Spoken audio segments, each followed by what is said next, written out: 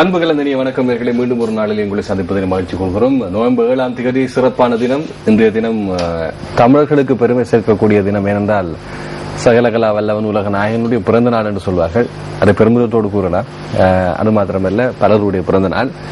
இன்றைய நாள் அனைவருக்கும் சிறந்த நாளாக அமைய வேண்டும் என்று நாங்கள் கூறுகின்றோம். காரணம், அவருடைய உடன்பாடும் மனிதாபிமானம் தான். எனவே இன்று செய்திகளின் மூலமாக வரக்கூடிய விடயங்கள் எல்லாமே நன்றாக அமைய வேண்டும் என்ற எண்ணக்கருக்களோடு அது சம்பந்தமான விடயங்களை அறிந்து கொள்வதற்கும் நாங்கள் கோகுலை அழைத்திருக்கின்றோம் செய்தி அறையில் இருந்து என்று கூறிக்கொண்டு மீண்டும் நாங்கள்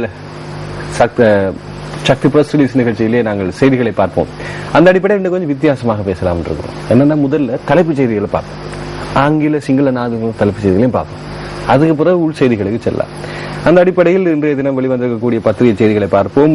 முதலிலே தமிழ் பத்திரிகை தலைப்புகளை பார்க்க வேண்டிய தேவை. மன்மோகன் சிங்கின் வருகை இன்னும் உறுதியாகவில்லை, எந்த அறிவிப்பும் வரவில்லை என்கிறது இலங்கை என்கின்ற செய்தி பிரசுரமாக இருக்கிறது சுடரொளியிலே. இதன் பின்னர் நாங்கள் அடுத்த செய்தி பத்திரிகை செல்வோம். தினக்குரல் பத்திரிகை செய்தி.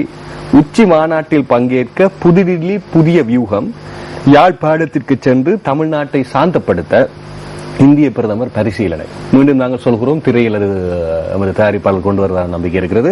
உச்சி மாநாட்டில் பங்கேற்க புதுடில்லி புதிய வியூகம், யாழ்ப்பாணத்திற்கு சென்று தமிழ்நாட்டை சாந்தப்படுத்த இந்திய பிரதமர் பரிசீலனை என்கின்ற செய்தி தினக்குரல் பத்திரிகையினுடைய தலைப்புச் செய்தியாக இருக்கிறது.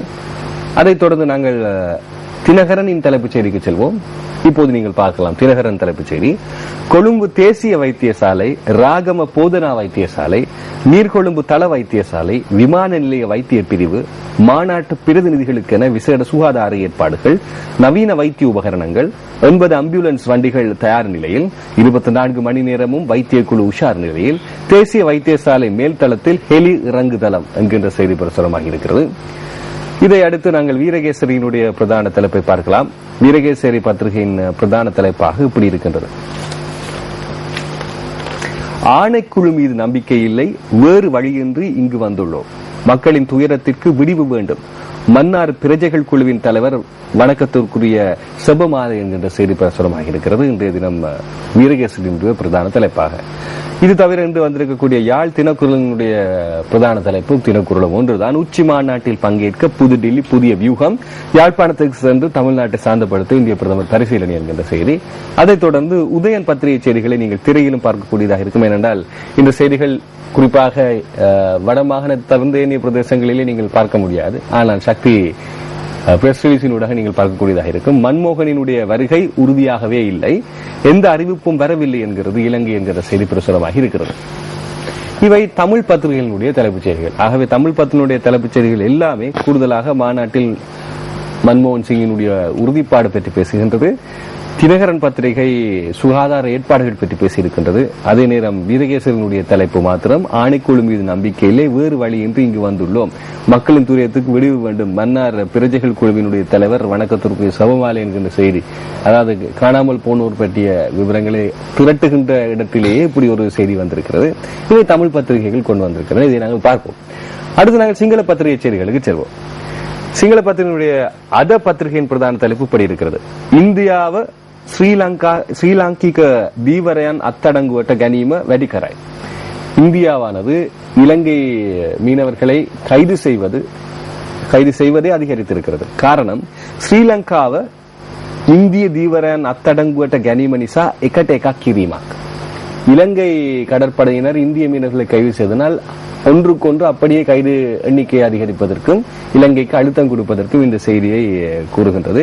இந்திய முகுது சீமா உல்லங்கரணைய நொக்கரண லெச தீவரையன்ட அவவாத.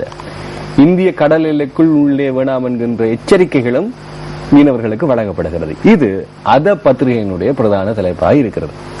அடுத்து திவைன பத்திரிகையினுடைய சிங்கள பத்திரிகையின் பிரதான தலைப்பாக சல்லிவலட்ட கெதரகமக் ஹிதுனா கேதரகமக் ஹிதுனா பஸ்தெனாம மறிவே மாம. பணத்துக்கு பேராசை வந்தது, அதனால் நான் ஐவரையும் கொன்றேன் என்று அனுராதபுர கஹத்தனையா பாபோச்சாரணைய கராய். அதாவது விசாரணை தன்னுடைய குற்றத்தை ஏற்றுக்கொண்டு அந்த விசாரணையின் போது இப்படி சொல்லியிருக்கின்றார். எனக்கு பணம் மீறி பேராசை வந்து விட்டது. என்ன எவ்வளவு தெரியுமா? 5 லட்சம். அதற்கு 5 கொலை செய்திருக்கின்றார் இவர், ராணுவத்திலிருந்து தப்பி ஓடி வந்தவர் என்பதும் குறிப்பிடத்தக்கது. சேரமு மரல சல்லி அரங் பனையன்ன மம தீர்ணே கலா லக் பிம பத்திரிகையினுடைய செய்தி. எல்லோரையும் கொண்டு விட்டு காசை எடுத்துக்கொண்டு ஓடுவதற்கு நான் முடிவெடுத்தேன். யாழுவா சமக பவுலே பஸ் தினக்கும் மறு ஹிட்டபு செபலா பாப்போச்சரனே கரை. நண்பருடன் சேர்ந்துதான் அந்த 5 கொலை செய்திருக்கிறார். புகைப்படத்தை நீங்கள் பார்க்கக்கூடியதாக இருக்கும். பார்த்தால் இவர் இப்படி செய்வாரா என்பது போல் இருக்கிறது. மௌபிம பத்திரிகையினுடைய செய்தி கருகே மாத்திய சந்தர்ஷனய கபோதி என்கின்ற செய்தியை மல்வத்து மற்றும் அஸ்கிரிய பிரதம மகாநாயக்கர்கள் பகிஷ்கரித்திருக்கிறார் என்ற செய்தியாக வந்திருக்கின்றது.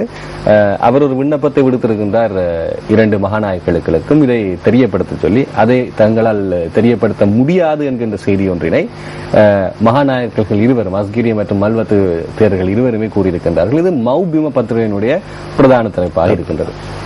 அடுத்து தினமின பத்திரிகையினுடைய பிரதான தலைப்பு சாமானிய பெல விபாகேதி இங்கிரீசி கட்டணையற்ற லக்குனு விசக் என்கின்ற செய்தியாக இருக்கிறது. நேரடியாக பேசி, இப்போது மியூசிக் கிளாஸ், இசை பரீட்சைகளின் போது பார்த்தீங்கன்னா பாடலுக்கு என்று பிராக்டிக்கலுக்கு ஒன்று இருக்குதானே, அதே மாதிரி ஆங்கில பரீட்சைகளுக்கும் இனிமேல் பேசுவதற்கு 20 புள்ளிகள் வழங்கப்படும். செயல்முறை பரீட்சை இதை சாதாரண தர பரீட்சையிலே அமுல்படுத்த இருக்கிறார் சொல்லப்படுகின்றது. இங்கிலீஷி சமத் வடிதனிக்கிட்ட கட்டுவ குருண, அது கட்டுவன்னு சொல்வது இந்த பீட்டர் என்று சொல்லுவாங்க தமிழ்ல. அதாவது எத்தனையோ பேர் சித்தி அடைந்து விடுவார்கள், ஆனால் அவர்களுக்கு பீட்டர் இல்லை, அதாவது பேசுவதற்கு முடியாது. அதனால் இப்படியான ஒரு விடயம் 22,000 பேருக்கு, குறிப்பா ஆங்கில ஆசிரியர்கள் 22,000 பேர்களுக்கு பேச முடியாதாம் ஆங்கிலம், அவர்களை கற்பிக்க மட்டும்தான் முடியும். அதே போன்று இம்முறை அதற்காக ஒரு பரீட்சை வைத்திருந்தார்கள். அதற்கு விண்ணப்பங்கள் 1000 வந்தன, ஆனால் நேர்முகத்திற்கு வந்திருப்பவர்களோ 160 பேர். இது 2015ஆம் ஆண்டிலிருந்து இந்த செயற்பாட்டினை செயற்படுத்துவதற்கு திணைக்களம் முடிவெடுத்திருப்பதாக, பரீட்சைகள் திணைக்களம் முடிவெடுத்திருப்பதாக இந்த செய்தி பிரசுரமாக இருக்கின்றது. இதை சொல்லியிருப்பது கல்வி அமைச்சு என்பதையும் இந்த இடத்தில் நாங்கள் கூற வேண்டும். இது தினமின பத்திரிகையினுடைய செய்தி, குறிப்பாக எல்லா மாணவர்களுக்கும் தேவைப்படுகின்ற ஒரு செய்தி. ஒரு வருடம் இருக்கு இப்ப சரியா பாத்தீங்கன்னா செயல்படுத்துவதற்கு. ரிவிர பத்திரிகையினுடைய செய்தி மகா ஹெரோயின் ஜாவாரமே மொலக்கரு ஷர்தார் கொட்டுவை பாகிஸ்தானிய சிட்ட கிரீஸ் டின்வல அசுரா ரகன என்கின்ற விடயமா இருக்கு. அதாவது கிரீஸ் டின்னுக்களை வச்சு போதைப் பொருளை கடத்த முயன்ற பாகிஸ்தானின் மூளை என்று சொல்லப்பட்ட சர்தாரை கைது செய்திருக்கின்றார்கள் என்கின்ற செய்தி ஒன்று ரிவிர பத்திரிகை செய்தியாக இருக்கின்றது. அதே நேரம் நான்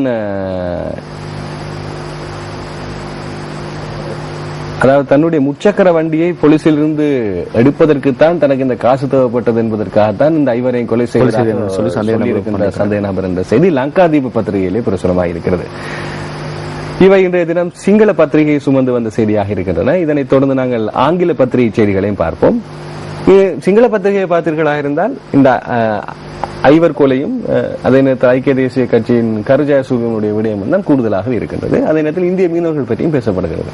தி ஐலண்ட் பத்திரிகை, ஆங்கில பத்திரிகை கொண்டு வந்திருக்கும் செய்தி சொகம் 2013 டெமோஸ் won't be allowed என்கின்ற செய்தியாக இருக்கின்றது.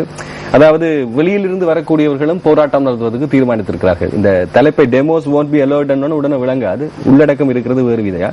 Senior government official yesterday said that persecutions would be taken to possible protest against some of those delegations coming here for the Commonwealth Heads of Government meeting next week. Asked whether the police would be deployed to break up protest in Colombo or Jaffna, where British Premier David Cameron was scheduled to visit, accompanied by key members of his delegation என்கிற செய்தியாக இருக்கின்றது. அவர் தன்னுடைய அங்கத்தவர்களோடு இங்கே வரும்போது எதிரான ஆர்வமான ஆர்ப்பாட்டங்கள் நடத்துவதை தடை செய்வதற்கு, அதைத்தான் அந்த ஆர்ப்பாட்டத்தை டெமோஷன் போட்டிருக்காங்க, தடை செய்வதற்கான சகல ஏற்பாடுகளும் செயல்படுத்தப்பட்டிருக்கிற செய்தியாக இங்கே கவர்மெண்ட் ஆபீஷியல் அரச அதிகாரி ஒருவர் தெரிவித்த கருத்தாக இன்றைய தி ஐலண்ட் பத்திரிகையினுடைய பிரதான தலைப்பு செய்தி பிரசுரமாக இருக்கிறது. மார்க்கே லெட் C4 team given visas to cover சொகம். கலும் மேக்ரேக்கு இந்திய அரசு இது கொடுக்கவில்லை, விசா கொடுக்கவில்லை. அதே நேரத்தில் இலங்கை அரசு பொதுநலவாய அரசு தலைவர்கள் மாநாடு தொடர்பான செய்திகளை சேகரிப்பதற்கான விசாவினை வழங்கியிருக்கிறது. இதனை உறுதிப்படுத்தியிருக்கிறார் ஊடக செயலாளர் சரித ஹேரத் உறுதிப்படுத்தியிருக்கிறார். அது புகைப்படத்துடன் இருக்கிறது. சேனல் 4 விவரண சித்திரம் கூடுதலாக உலகம் முழுவதும் பேசப்படுகிற விவரண சித்திரத்தினுடைய தயாரிப்பாளர் இருக்கக்கூடிய கெல்வின் மேக்ரே என்பது குறிப்பிடத்தக்கது. அடுத்த செய்தி டெய்லி மிரர் பத்திரிகையினுடைய பிரதான தலைப்பு India steps up arrest of Sri Lankan fishermen, move to pressurize Lanka to release Indian fishermen, move to pressurize Lanka to release Indian fishermen என்று சொல்லப்படுது. இலங்கையிலே கைது செய்யப்பட்டிருக்கக்கூடிய இந்திய மீனவர்களை விடுவிக்கும் பொருட்டு இலங்கை மீனவர்களை இந்தியா கைது செய்திருக்கிற செய்தி வந்து டெய்லி மிரர் பத்திரிகையிலே பிரசுரமாக இருக்கிறது. சிலோன் டுடே பத்திரிகையினுடைய பிரதான தலைப்பு மன்மோகன்ஸ் compromise likely to visit Jaffna to placate protesting Tamils in Tamil Nadu. Protesting Tamils in Tamil Nadu என்றால் அங்கே எதிர்ப்பு ஆர்ப்பாட்டங்களில் ஈடுபடக்கூடிய தமிழ்நாட்டை சாந்தப்படுத்துவதற்கு அதை வந்து சாந்தப்படுத்தும் நோக்கில்தான் யாழ்ப்பாணம் செல்வதற்கு தீர்மானிக்கிறாரா என்கின்ற செய்தி ஒன்றை வெளிப்படுத்தியிருக்கிறது சிலோன் டுடே பத்திரிகை. அடுத்து டெய்லி நியூஸ் பத்திரிகையினுடைய செய்தி full Colombo facelift before Chogam, day and night effort ongoing, 70% work complete. 70% பணிகள் பூர்த்தியாகிவிட்டன. இரவு பகலாக வேலைகள் நடக்கின்றன.